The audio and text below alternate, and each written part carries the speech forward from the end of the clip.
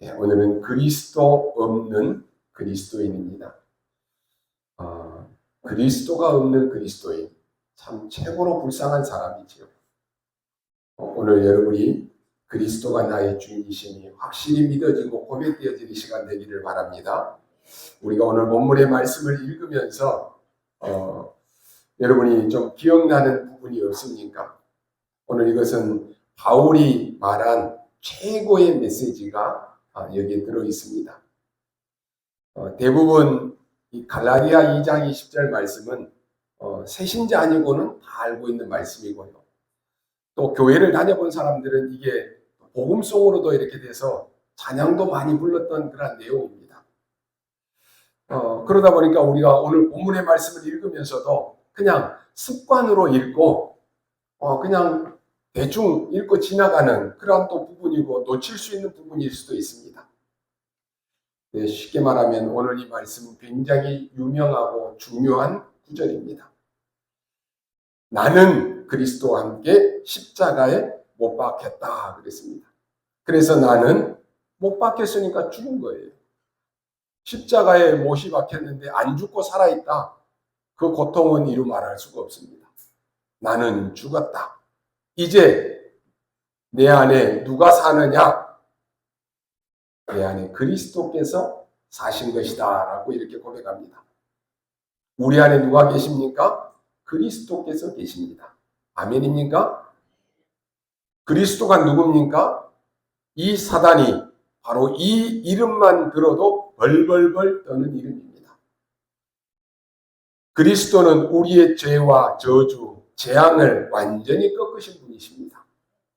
그리스도 이름으로 지옥 권세가 완전히 꺾인 이름입니다.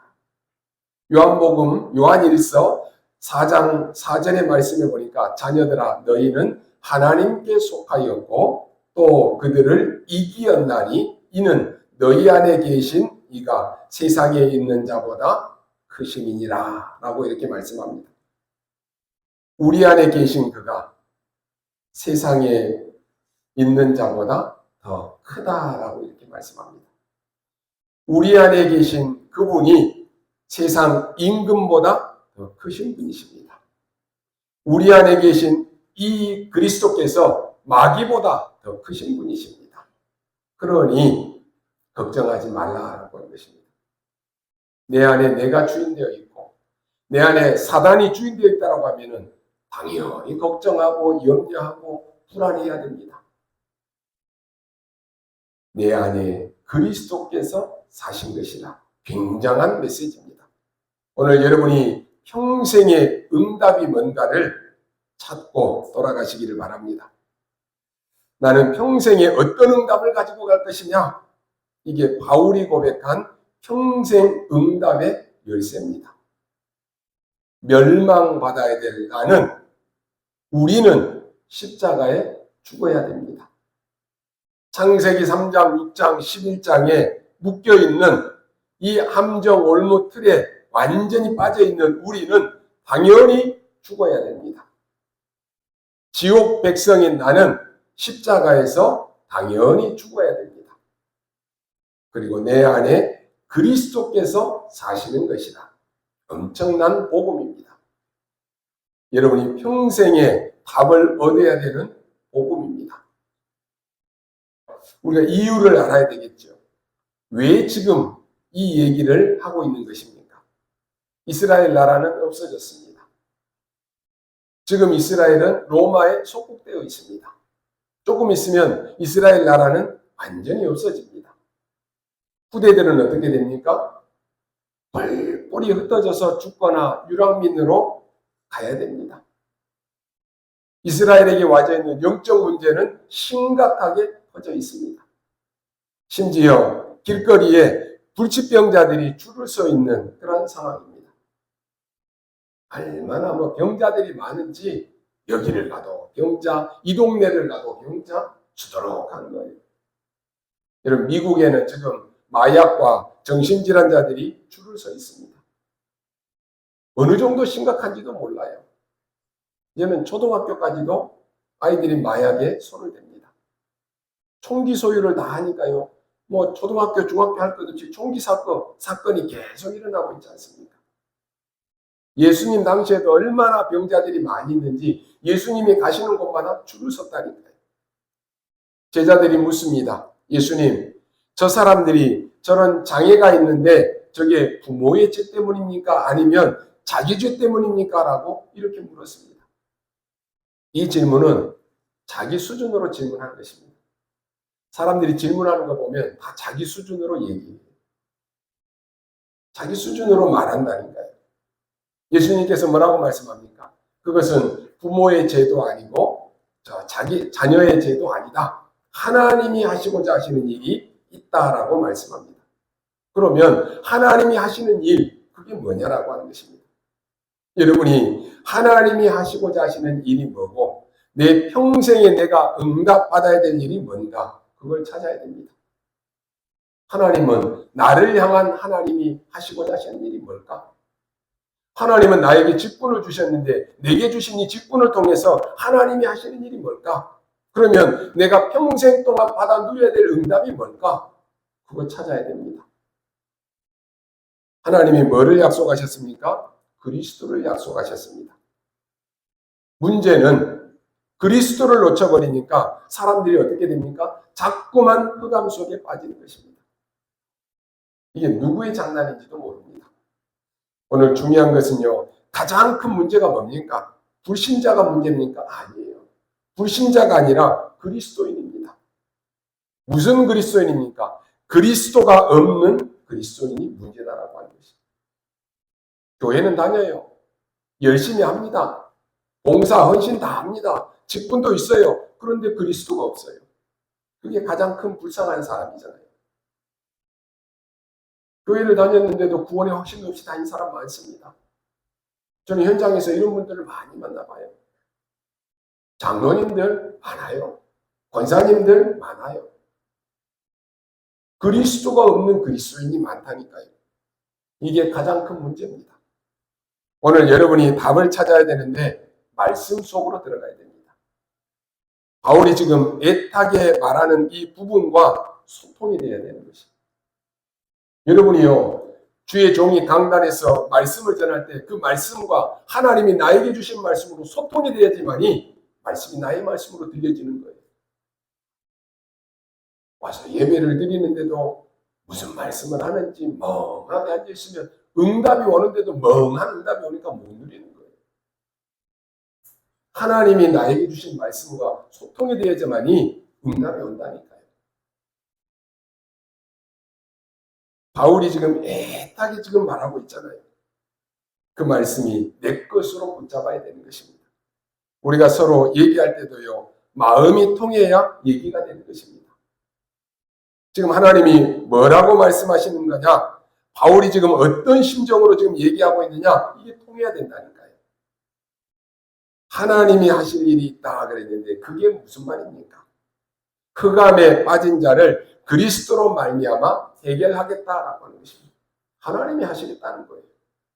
그런데 해결이 안 되니까 어떻습니까? 그리스도 없는 그리스도인이 되는 거예요. 복음 다 들어요. 알아요.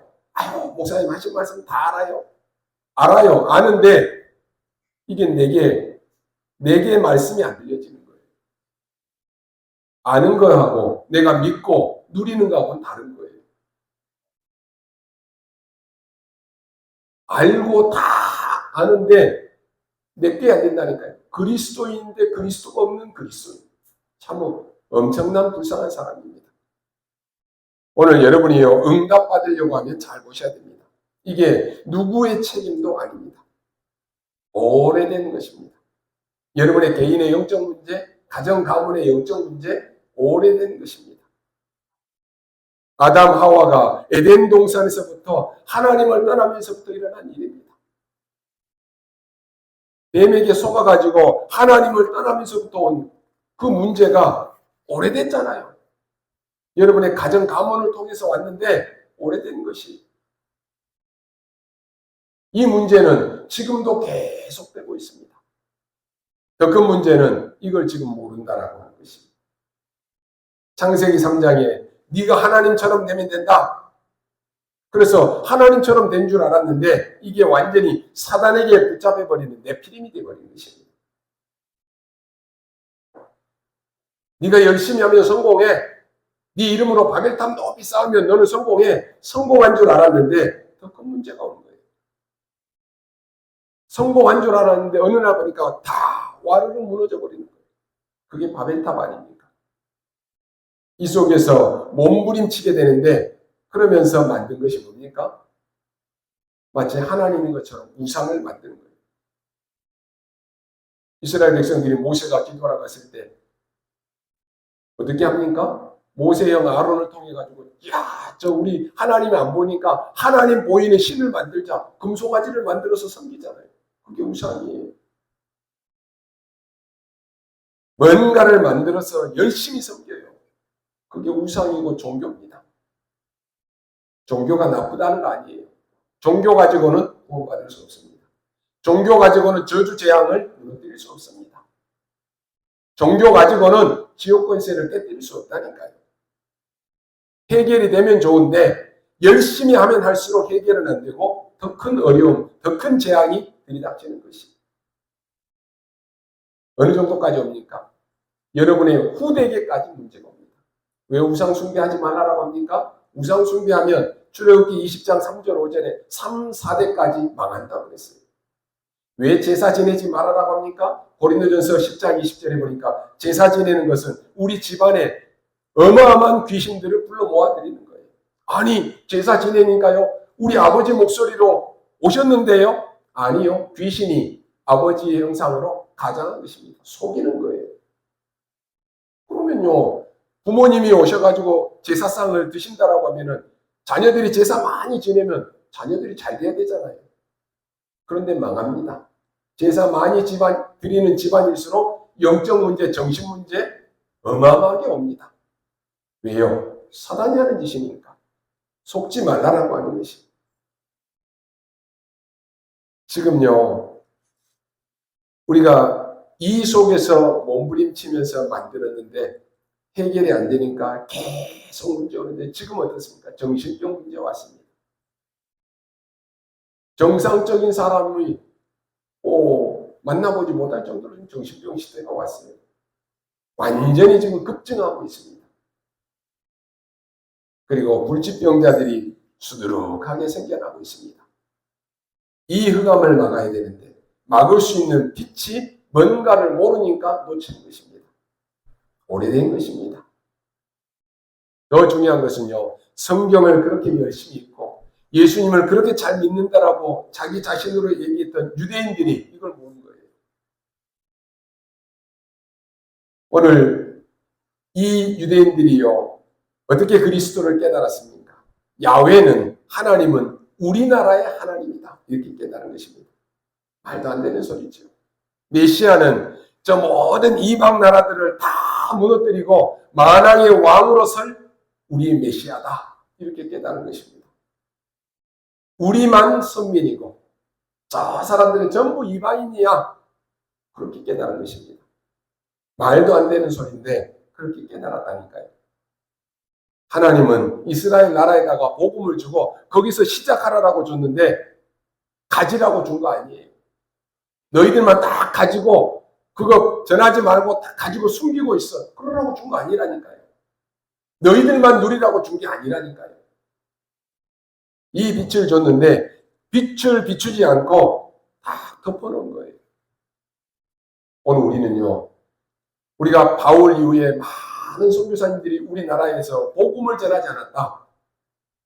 빛을 비추지 않았다. 우리나라는 흑암에 쌓여있다. 어떻게 됩니까?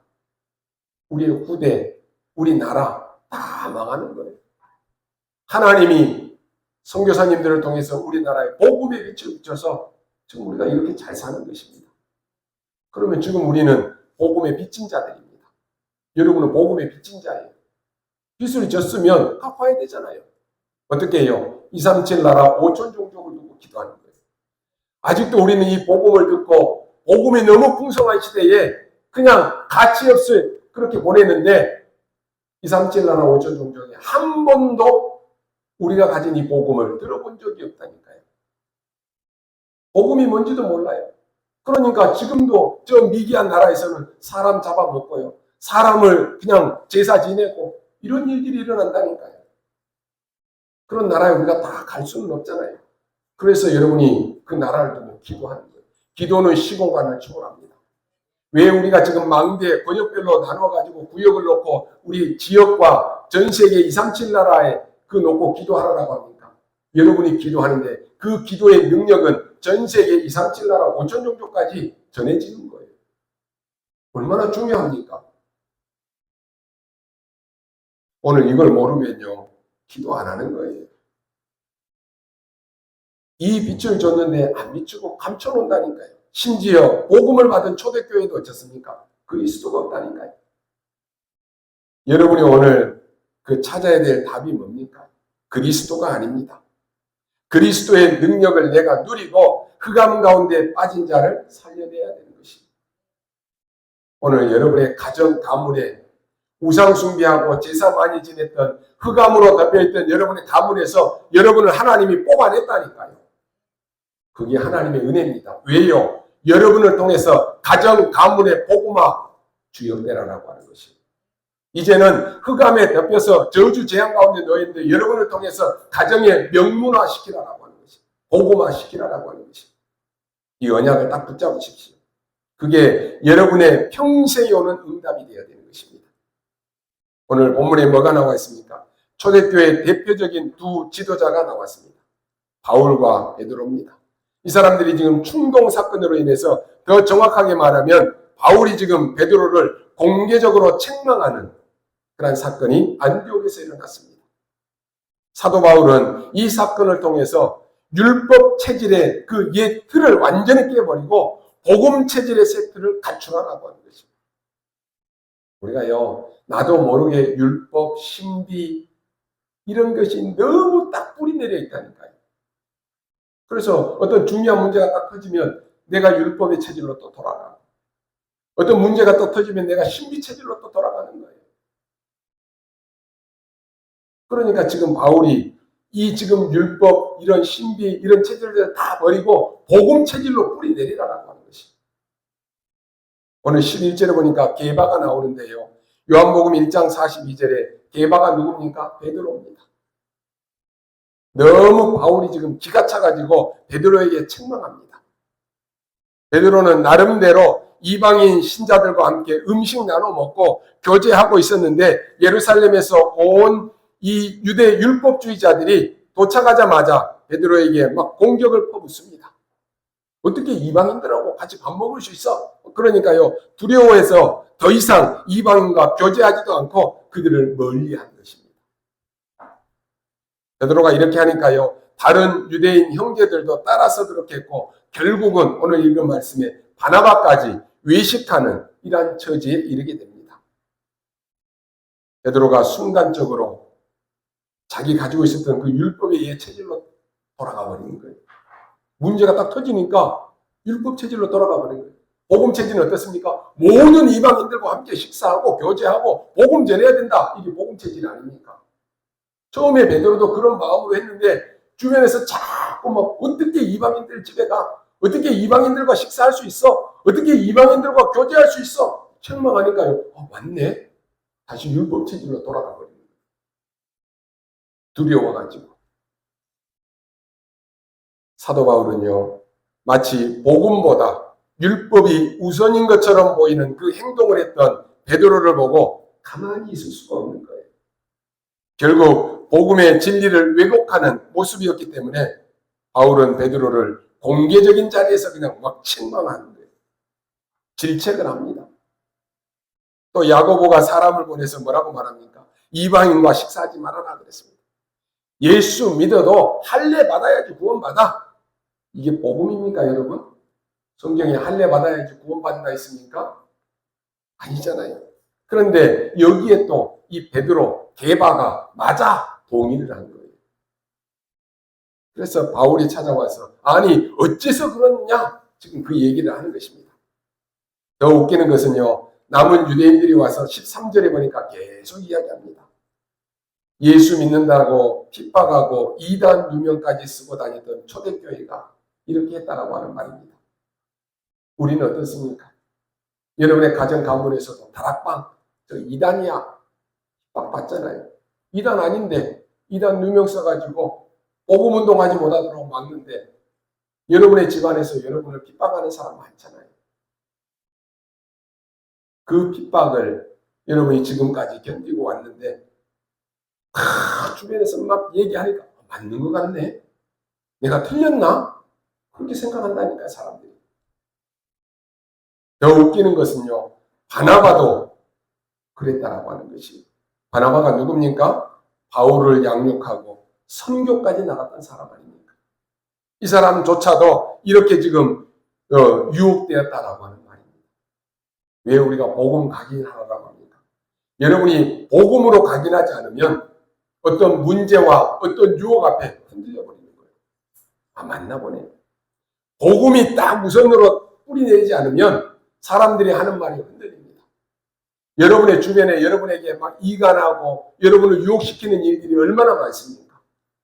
이게 그리스도 복음으로 딱 뿌리내리고 각인 안 된 사람은 흔들려요. 맞나 보네? 아, 이게 맞나 보네? 여러분, 사람들이 하는 말이 맞습니까?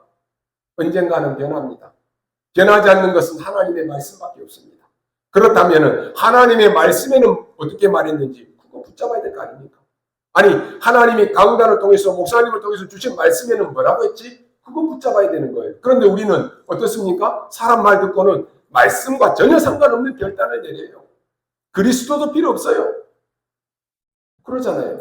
그게 망하는 사람들의 특징입니다. 그러니 지금 바울이요, 너무 애 같아서 말하는 거예요. 큰일 난 것입니다. 복음이 전혀 없습니다. 그리스도를 실제로 안 누리고 있는 것입니다. 그러면 어떤 문제가 옵니까?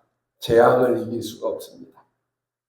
흑암을 이길 수가 없습니다. 거기에 대해서 바울이 간결하게 지금 얘기합니다. 그러면서 왜 유대인처럼 살려고 하느냐 그랬습니다. 그리스도인으로서 살아야 될 거 아니냐? 바울이 지금 신랄하게 지적하는 것입니다. 여러분, 그리스도인이 맞습니까? 그리스도인답게 살아야 되는 거예요. 그리스도인이 그리스도 없는 그리스도인 같이 산다. 사단이 압니다. 흑암이 알아요. 너희는 유대인처럼 못 살면서 왜 남들을 유대인처럼 살라고 하느냐? 그러면 유대인처럼 살려고 하는 것이 그게 답이냐? 과연 맞느냐? 맞다면 너희들이 유대인처럼 살아야 되는 것도 아니냐? 그런데 못 살면서 왜 다른 사람에게 살라고 하느냐? 그 말입니다. 지금 우리가 갈라디아서를 보고 있는데요. 갈라디아서 이 교회 안에는 이런 어마어마한 문제들이 터진 것입니다. 그런데 이 말을 듣고 맞다라고 동조한 사람이 나온 거예요. 율법으로 살려고 하면 네가 율법대로 다 살아야지 니도 못 살면서 무슨 율법을 강조하느냐 이런 문제가 지금 터진 것입니다. 바울의 입장에서 볼 때 얼마나 애가 탑니까? 그렇게 복음 얘기했는데도 복음 안 누리고 복음 안 붙잡고 다시 율법으로 돌아와서 그게 맞다. 지금 바울이 얼마나 애가 타요. 아니 제가요 강단에서 복음을 계속 선포했는데 어디서 막 이상한 소리 듣고 이상한 종교에서 듣고 목사님이 틀렸어요. 복음이 틀렸어요. 얼마나 답답합니까? 그때 나온 단어가 갈라디아 2장 20절 말씀입니다. 굉장히 중요한 말씀입니다. 중세교회가 로마가 복음화되면서 굉장한 일이 벌어졌습니다. 그런데 복음이 또 없어져 버렸다니까요. 누가 이렇게 합니까? 여러분 그리스도만 없으면 여러분은 죽는다라고 하는 거 사단이 압니다. 다 줄 테니까 그리스도만 붙잡지 마라. 그러면 너 죽어. 그걸 사단이 안다니까요. 근데 여기 사람들은 어때요? 그래 그리스도 없어도 돼. 나는 다 가지면 좋아. 사람들은 그런다니까요. 그게 망하는 건데. 모든 것 다 있어도 흑암 속에 있으면 그게 죽는 것입니다. 다 여러분에게 줬는데 사단이 그래 다 줄 테니까 성공, 재물, 물질, 명예 다 줄 테니까 네 생명 나한테 맡겨. 그럼 어떻게 할게요? 요즘 젊은 세대들 같은 경우는 아유 그래 뭐 맡겨보지 뭐. 그럴 거예요. 다 내가 누리는데 영원한 지옥에서 영원한 고통당할지도 모르고 그런 선택을 한다니까요. 그러니까 바울이 얼마나 이해가 갑니까? 아니 복음을 그렇게 얘기했는데도 다른 말은 그렇게 잘 듣고 막 흡수하고 얘기하면서 복음은 안 들어간다. 목회자 입장에서 볼 때 얼마나 답답해요. 얼마나 애가 탑니까? 그래서 이 베드로에게 야 게바야 당신 왜 이러느냐? 바나바야 당신 왜 이러느냐? 당신들이 지금 그리스도인이 맞느냐? 그리스도면 끝 아니냐? 왜 지금 유대인의 것을 강조하느냐? 왜 지금 할례 받을 것을 강조하느냐? 지금 그 말입니다. 그러면서 내가 그리스도와 함께 십자가에 못 박혔나니 이제 내가 사는 것이 아니요 내 안에 그리스도께서 사시는 것이다. 그리스도가 내 안에 사신 그 믿음으로 사는 것이다. 바울의 위대한 고백입니다. 여러분 그리스도면 끝입니다. 요한복음 19장 30절에 십자가에 못 박히신 그리스도께서 다 이루었다 그랬습니다. 끝이에요.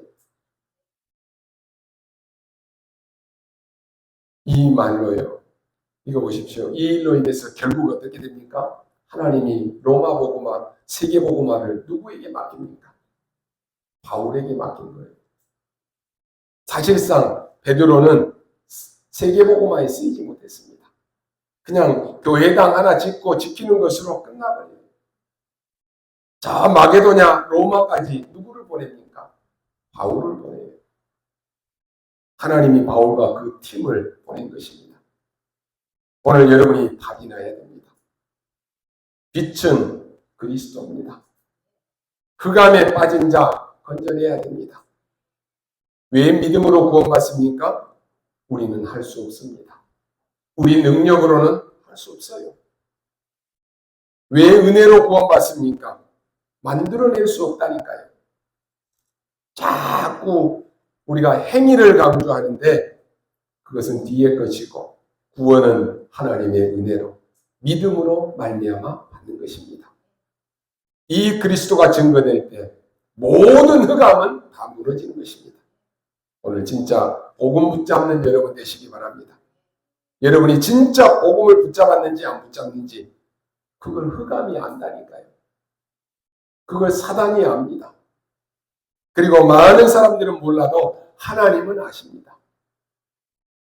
여러분이 지금 그리스도인이다 아니다 다 안다니까요. 여러분이 오늘 이 확실한 언약을 다 붙잡으셔야 됩니다. 그러면 바울에게 일어났던 일이 여러분에게 벌어지기 시작합니다. 이걸 안 붙잡으니까 자꾸만 있다가 없어지고 붙잡았다가 또 놓치고 이게 지금 반복되지 않습니까? 우리의 인생은 어떻습니까? 복음 붙잡았는데 어느 날 보니까 또 다 놓쳐가지고 내 인생이 또다시 노예로 포로로 속국으로 살고 이런 인생을 반복한 인생으로 살게 되겠습니까? 확실한 언약 복음 붙잡고 하나님이 여러분을 통해서 오늘 베드로에게 바울에게 로마 복음화 세계 복음화를 맡겼던 것처럼 하나님은 여러분을 세계 복음화의 주역으로 부르셨다니까요. 그런데 우리가 생각이 안 바뀌어가지고 자꾸만 율법 체질, 신비 체질로 그렇게 묶여 있다. 쓰임 받지를 못하는 거예요. 중세교회가 있었던 곳 한번 가보십시오. 전부 마리아 상으로 바뀌었다니까요. 마리아 이름으로 기도해라 그럽니다. 그 근거가 뭡니까? 요한복음 2장에 보면은 가나 혼인잔치에 예수님이 물로 포도주를 만들 때 누구에게 부탁합니까? 마리아에게 부탁했다니까요. 그러니까 그걸 근거로 삼아가지고 야 예수님도 말이야 저 마리아에게 어머니에게 부탁했지 않느냐. 그러니까 예수님에게 바로 기도하는 것이 아니고 어머니 대신 마리아에게 기도해야 응답 온다. 그렇게 가르치는 거예요.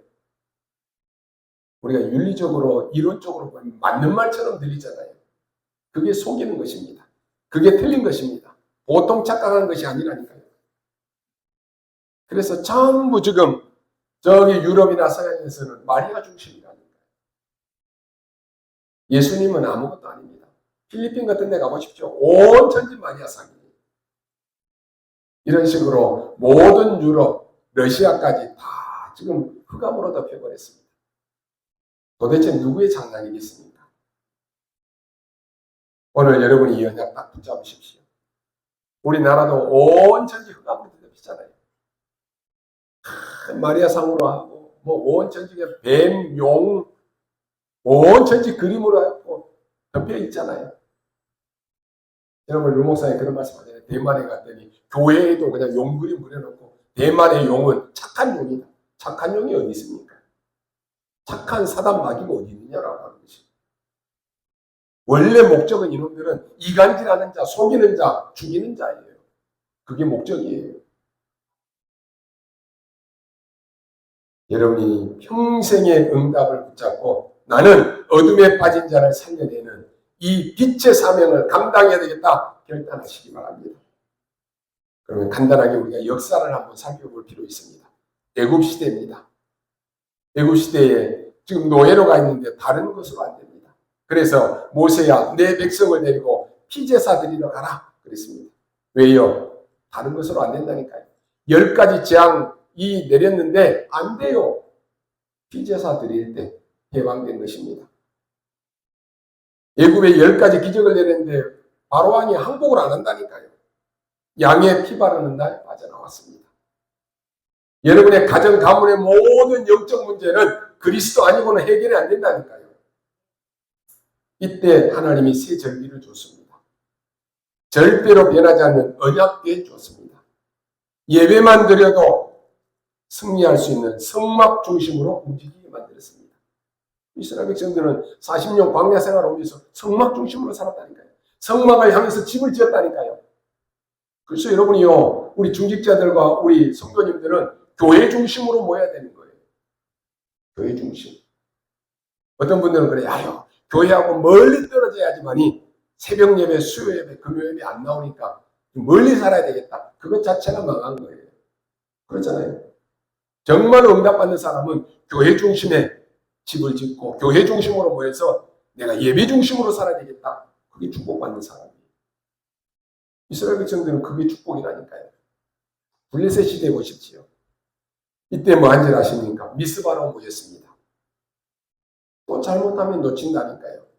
미스바로 모였는데 거기서 뭐합니까? 사무엘상 7장 9절로 11절에 이스라엘을 모으고 양을 취해서 제물을 드릴 때입니다. 그때 블레셋이 쳐들어왔다니까요. 하나님 앞에 제물 드리는 그 시간에, 하나님 앞에 예배하는 이 시간에 블레셋이 쳐들어온 거예요. 그때 하나님은 우레를 내려가지고 블레셋 사람들을 다 막아버린 거예요. 우리가 예배 드릴 때요, 하나님 눈에 보이지 않는 주의 천군 천사를 파송한다니까요. 그때 백성들이 깜짝 놀라가지고 돌을 세워서 예배를 드렸는데 그 돌이 뭡니까? 에벤에셀입니다. 하나님이 여기까지 우리를 도우셨다라고 하는 것입니다. 그리고 세 번째로 아람 시대입니다. 아람 시대의 가장 중요한 부분은 갈멜산 사건입니다. 거기서 모든 흑암, 모든 재앙, 모든 거짓 선지자들을 꺾어버리는 역사가 일어났습니다.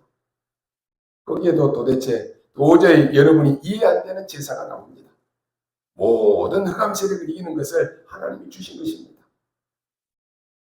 여러분은 안 되기 때문에 오직 그리스도 이름으로 기도하라라고 하는 것입니다. 여러분 불신자들은 가만히 있다가도 그리스도 얘기하면 화를 냅니다. 희한하지요? 아니 다른 건물은 다 지어도 아무 말도 안 하는데 자기 집 옆에 교회당 세우면 막 난리 나요. 희한하지요? 왜 그런지 이유를 아셔야 됩니다. 복음 못 누리는 중직자들이요, 교회 와서 일하면 분이 차고 화가 납니다. 아무것도 아닌 일에 막 화를 내요. 아무것도 아닌 일에 교회에 막 분쟁을 일으켜요. 말은 안 하는데 이 사람 속에 분으로 가득 차 있는 거예요. 보면은 편합니다. 뭔가 막 짜증으로 폭발하는 거예요. 남자들도요, 밖에 나가서 화내는 것 이거 참았다가요, 옳은 남자 못하는 그런 사람들은 남편은 집에 오면 마누라에게 막 화풀이 나는 거예요. 자식들에게 막 화풀이 나는 거예요. 집어 던지고 욕하고 싸우고 그런다니까요.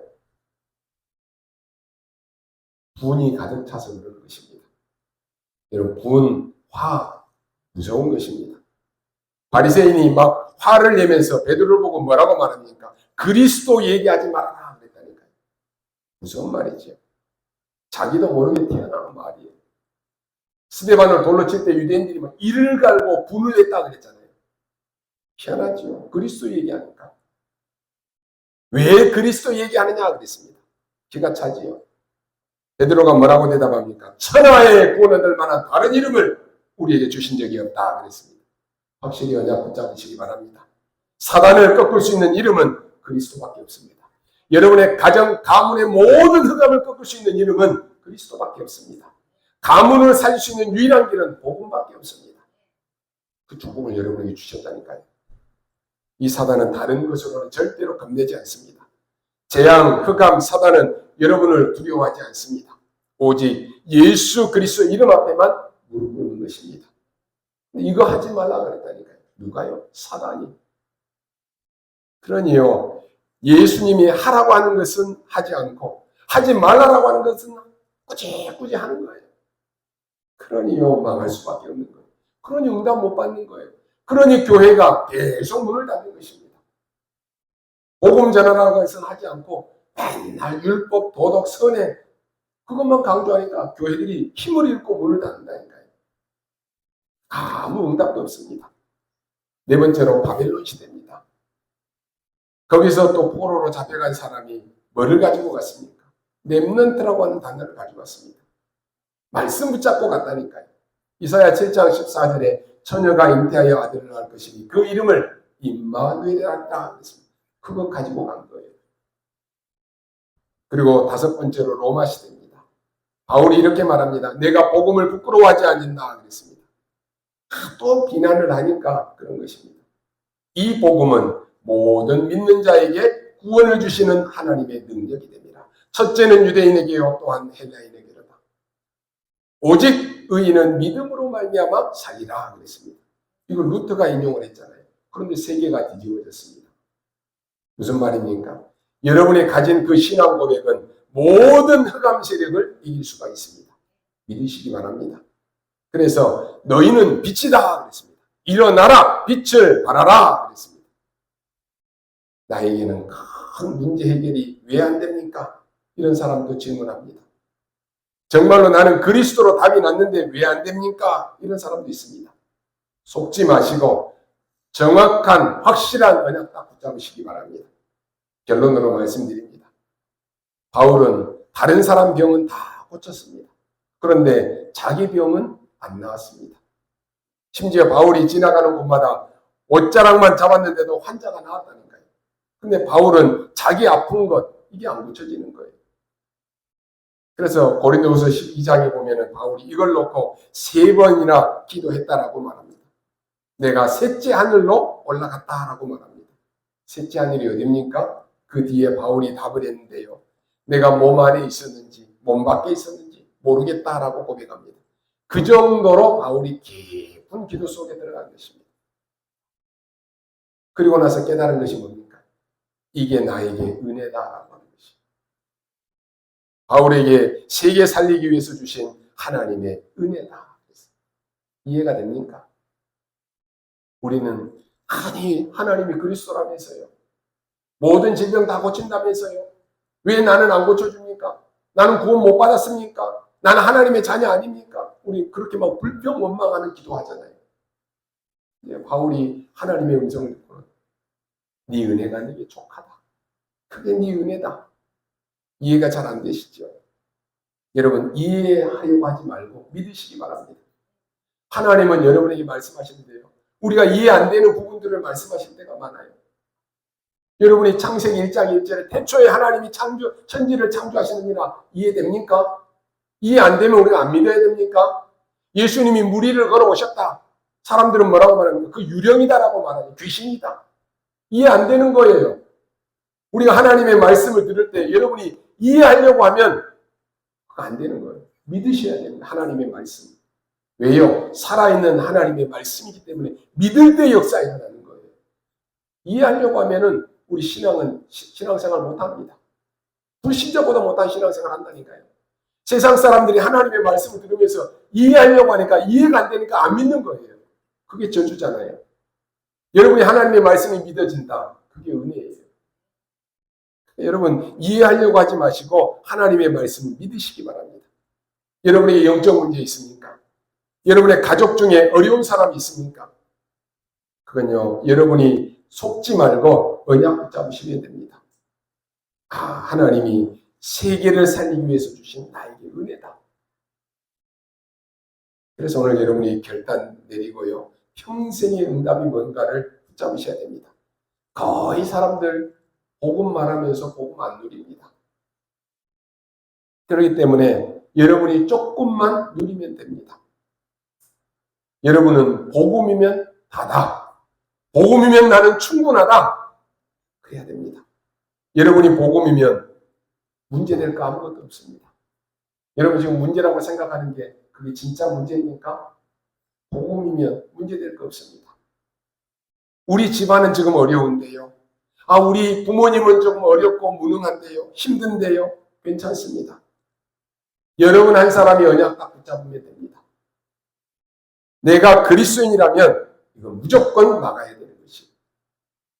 교회가 그리스도로 답이 나지 않는다. 계속 싸움이 일어납니다.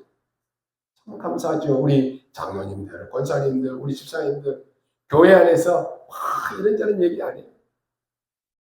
모르겠어요. 아직까지 내 귀에는 불평, 불만, 불신앙 얘기하는 게 안 들어오는 것 같아요. 복음이면 끝입니다. 다른 사람 다 문제 있어도 내가 복음이면 문제될 거 없어요. 그렇잖아요. 교회 안에 어떤 문제가 일어나도 그래, 내가 복음이면 나를 통해서 교회 살리는 거예요. 그냥 딱 붙잡으십시오. 그래서요, 복음으로 답이 나지 않는다. 매일 싸움 납니다. 가정도 마찬가지입니다. 복음으로 답이 안 나면 사단의 통로가 돼서 매일 싸웁니다. 그리스도로 답이 나지 않으면 흑암도 재앙도 이길 수가 없습니다. 여러분이 이 언약 붙잡고 흑암에 빠진 자 살리는 것, 그게 여러분의 사명입니다. 여러분이 가는 모든 현장에 빛을 비추는 것, 그게 우리의 사명입니다. 빛을 비추면 어둠은 물러가게 돼 있어요. 조용하게 어두운 곳에 빛만 비추면 언제 어두운지 쏙 사라진다니까요. 그 빛입니다. 여러분의 산업에 이 빛이 비친다. 이 역사가 일어날 수밖에 없습니다. 과거의 내 체질, 내 습관, 내 계획, 내 동기의 모든 옛 틀을 다 십자가에 못 박아버리고 이제는 오직 그리스도가 되는 절대 복음 체질이 되어야 됩니다. 특히 십자가에 못 박겠다라고 하는 것은요, 아주 중요한 의미가 담겨 있습니다. 멸망받아야 되는 나는 없어졌습니다. 내 운명 없어졌습니다. 내 과거 없어졌습니다. 사단이 가져다주는 12가지 운명 속에 사단이 우리를 자꾸 속이잖아요. 그게 창세기 3장, 6장, 11장이고 사도행전 13장, 16장, 19장으로 속입니다. 무속, 점수, 우속, 우상숭배로 속인다니까요. 더 중요한 것은 우리 개인에게 불신자 6가지 상태로 완전히 올무에 빠지게 만들고 속입니다. 이게 하나님 떠난 자에게 오는 12가지 운명입니다. 여기서 우리는 해방받아 버렸다니까요. 여기서 우리는 구원받았다니까요. 이런 멸망받을 운명에서 내가 완전히 해방되어 버린 것입니다.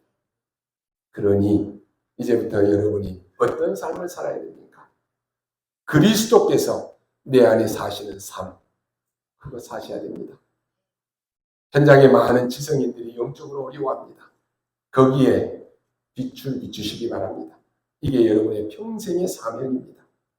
베드로전서 2장 9절에 너희를 왕같은 제사장으로 거룩한 나라로 부른 이유는 이 빛을 많은 사람에게 나타내려 하심이라 그랬습니다. 오늘 이 언약 붙잡는 여러분 되시기 바랍니다. 내가 그리스도인으로서의 축복을 누리십시오. 포장만 그리스도인인데 그리스도 없는 그리스도인, 얼마나 고달프고 힘들겠습니까? 이번 한 주간 빛을 비추고 모든 것 살리는 참 그리스도인의 축복을 누리는 여러분 되시기를 주님의 이름으로 축원합니다. 기도하겠습니다. 하나님 감사합니다. 오늘 평생에 응답받는 날이 되게 하여 주옵소서. 오직 그리스도로 답이 나게 하시고 우리에 가는 모든 곳에 그리스도의 창조의 빛을 비추게 하여 주옵소서. 그래서 전도자들이 가는 곳마다 어둠이 물러가는 역사가 일어나게 하여 주옵소서. 감사를 드리며 살아계신 우리 구주 예수 그리스도 이름으로 기도하옵나이다. 아멘.